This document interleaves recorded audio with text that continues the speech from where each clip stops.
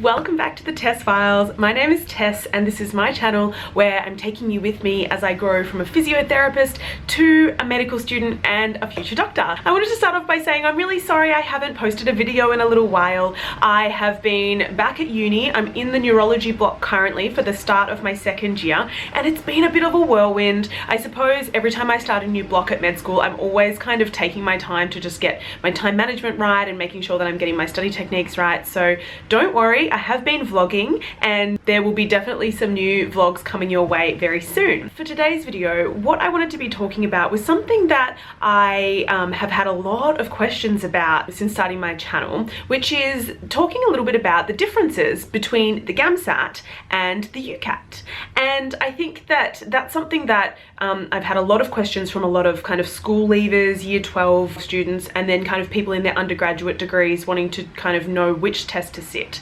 And given that I am a graduate medical student, I sat the GAMSAT, but I thought it would be cool if I went and did a little bit of research about what the UCAT is all about and brought it to you in hopefully a nice kind of packaged video so that this can hopefully send you in the direction of some good resources as well. So before we get into the video itself, I just wanted to say a massive thank you to Kaplan Test Prep, who have so kindly sponsored this video. I'm really excited to be having my very first sponsored video, everybody, and Kaplan are an excellent company who I really agree with their morals and values, and I think that they look after their students really well. So I'm going to be talking a little bit about what Kaplan has to offer a bit later in the video. Let's get started now with the differences between the GAMSAT and the UCAT.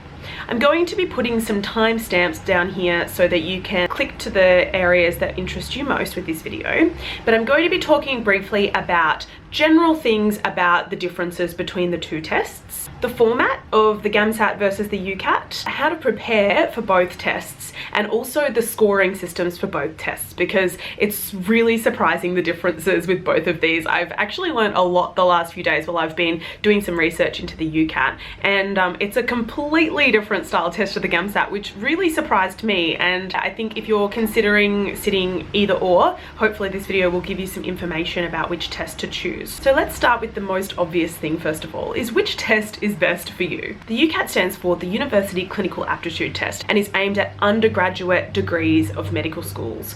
So what that means is if you're currently in year 12 or in an undergraduate degree, you can sit this test and then you're going to be going to applying to universities who offer undergraduate medical degrees.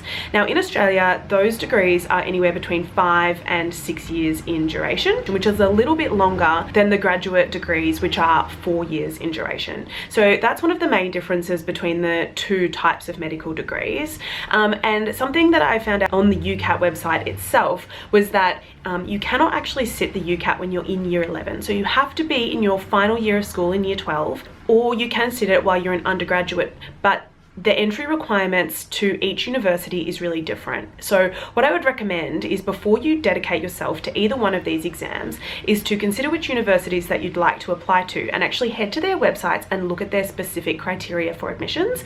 Because what I found interesting particularly about the UCAT is that some universities are happy for you to sit the UCAT if you're already in an undergraduate degree or have already completed an undergraduate degree, but other unis are not happy for that and you can only enter their undergraduate degree if you are actually a school leaver. So definitely go and check out what the criteria is for each university before you pay and commit to studying for the UCAT. Conversely, the GAMSAT stands for Graduate Medical School Admissions Test, and that is purely for students who have finished an undergraduate degree and are wanting to apply to a graduate degree. Some universities offer both a postgraduate and an undergraduate version of their degree, whereas other universities only offer either or. So again, before you choose which test to sit, I would strongly recommend that you go to the university's websites and check out what the criteria are for the GAMSAT. Now, there are a lot of murky details with the GAMSAT around if you've done a master's, an honours or a PhD, and that kind of relates to your GPA, but that's really not what we're focusing on in today's video. So I'd recommend again hitting up the uni websites for those sorts of details, but at the very minimum, you have to have completed an undergraduate degree. So now that we've got who can sit what test out of the way, let's talk about some of the other fundamental differences of the exams. So the cost is something that is really quite different between the two. So the UCAT is 199 to 299 Australian dollars. I think that's between a concession price and a full paying price. But the GAMSAT costs $510 just as a flat rate to sit the test. There's no concession. The test period is a little bit different as well between the two tests. So with the UCAT, you can sit the test between the 1st and the 31st of July, and my understanding is that there's a few different sitting dates that you can choose from within that month. Whereas with the GAMSAT, there's just 2 testing dates per year in March and September. Now, it's a little bit confusing, but if you sit if you're applying, for example, to the 2021 cohort for medical school for the GAMSAT, you could sit the March 2020 GAMSAT, or you could sit the September 2019 GAMSAT, and both of those scores will be relevant for 2021 entry.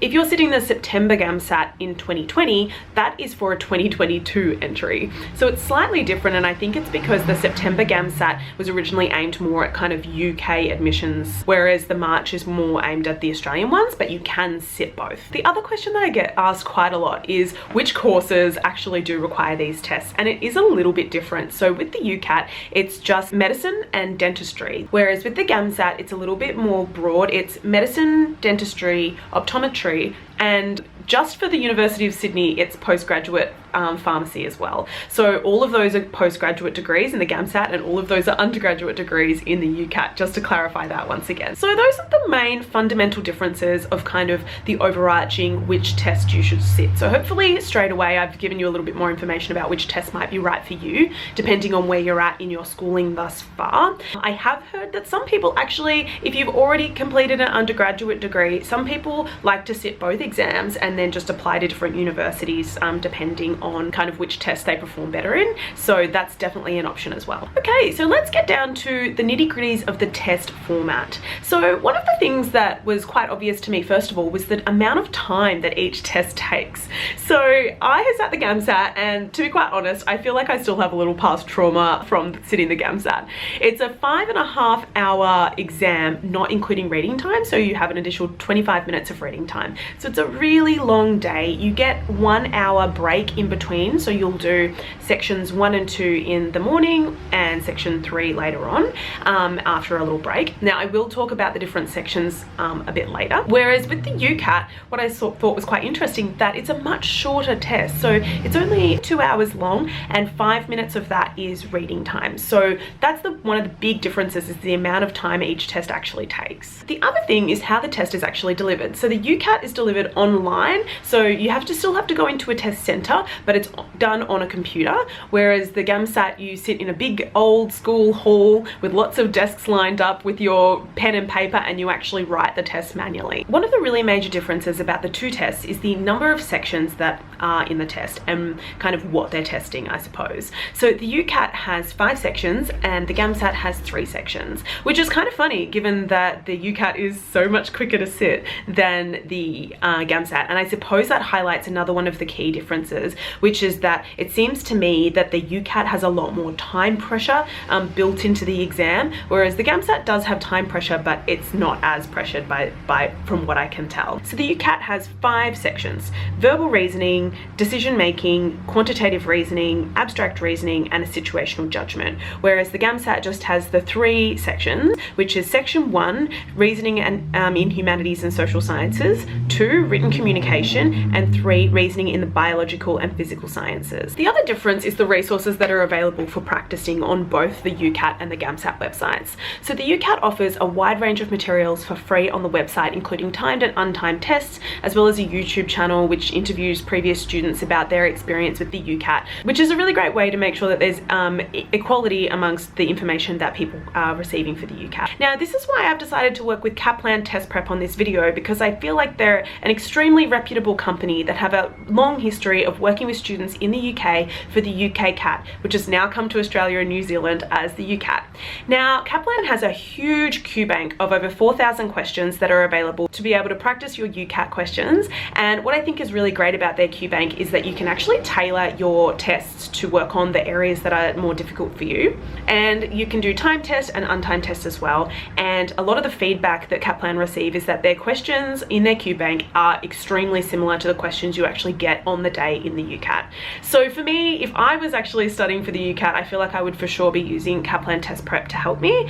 And one of the other things I love about them is that they do have a 1-week free trial with their QBank. So you can sign up for free for a week, give it a go, see if you like it, and then consider committing for a longer time. The other thing that is really cool about Kaplan Test Prep is they have the Future Doctors channel, which I wish that something like this existed for me when I was sitting the GAMSAT, and I suppose maybe that's part of why I've created my YouTube channel, because the Future Doctors channel with Kaplan actually has people who have sat the UCAT before talking to you about how best to prepare, and there's hours and hours and hours of footage of helping you to prepare. You can actually access that for free when you get the QBank. If you're interested in trying the Kaplan QBank for your preparation for the UCAT, then please click on the link below in the description box, and that'll take you to all the information that you need. The GAMSAT is a little bit more cryptic to find out about. So there's a GAMSAT manual online, and I'll put the link down the bottom to where you kind of get both of these resources. And they do have practice material available. However, the practice material for the GAMSAT is not free. So there's 3 full practice exams, 2 sample booklets of questions, and also 2 kind of written communication sections that you can send off and get marked automatically by a computer. But all of those cost money, anywhere between $15 to $45. So there's quite a difference in the amount of resources available online. And I think with the GAMSAT, from my own experience, a lot of the information on how to sit the test is actually kind of gotten from people that you know. I asked a lot of friends, got on a lot of websites and kind of forums and asked a lot of questions. It seems to me that because the UCAT's been running for quite some time in the UK, there's a lot of resources. Even though it's a relatively new test here in Australia, there's already a lot of existing resources and information out there. And the last difference between the 2 tests is actually how they're scored. So the UCAT is actually marked out of a maximum score of 3,600, which is a huge score, but it's the way that they actually add up the questions. So each question for the first 4 sections is worth 1 mark, and they add them up completely, and you get given a raw score plus an additional score for your situational judgment test. Whereas with the GAMSAT, you don't actually get a raw score. So you get your score for each of the 3 sections, and then they double weight the science section. They single weight the other 2 sections, and then they actually rank you as a percentile against everybody else. So with your results, you get a graph accompanied with it where you can actually see where you rank percentile wise. So I suppose with both tests, a higher score is better, but the way that each university uses these scores highly differs between each universities, and both of the UCAT and the GAMSAT websites both have disclaimers to say that each university weights their GAMSAT and the UCAT really differently with their admissions process, align with the GPA, the ATAR, and your interview and other things. So my advice would be to, when you get your score back, head to specific university websites or send them an email and actually ask, you know, how much they're weighting the UCAT or the GAMSAT score, and how that kind of plays a part in your overall admission to university. So I hope this video was able to clarify a little bit the differences between the GAMSAT and the UCAT, and that it was useful for you to decide which test might be best for you. And that's it. Thank you so much for watching my video again today. I really appreciate it. I would definitely be having some more vlogs and exciting med school material coming out for you in the next few weeks, so please stay tuned to my channel.